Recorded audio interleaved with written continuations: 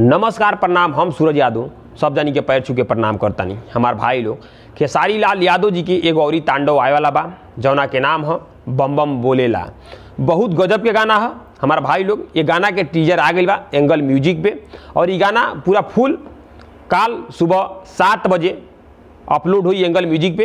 तो सब जन से कहना ये बा ये वीडियो के दबा के शेयर मार लो ताकि खेसारी लाल यादव जी के जितना फैंस बा जेके नइखे पता उनके भी पता चले और जाके काल सुबह 7 बजे वो गाना के प्यार दे। अभी फिलहाल में खेसारी लाल यादव जी के 2-3 गो गाना ट्रेंडिंग में बा, आप लोग जाके देख सकता नहीं। बहुत गजब गजब के गाना बा जो उनकी ट्रेंडिंग में बा। और खेसारी लाल यादव जी के लगातार बोलबम के गाना होता, लगातार तब तोड़ बोलबम के गाना होता। अभी सावन के महीना आवे वाला बा, 14 तारीख से चढ़ी। सब जान के पहले ही से हर हर महादेव जय श्री महाकाल जितना जानी मार लो। ये वीडियो को दबा के शेयर मार लो और खेसारी लाल यादव जी के गाना के प्यार दी लो। और जे भी हमारे सपोर्ट कर चाहता वो हमारे चैनल के सब्सक्राइब करे, बेल आइकन घंटा दबाए और वीडियो के दबा के शेयर मारे। बस ये बोलम। नमस्कार प्रणाम, आप सब इनके पैर छूके। हर हर महादेव, बम बम भोले।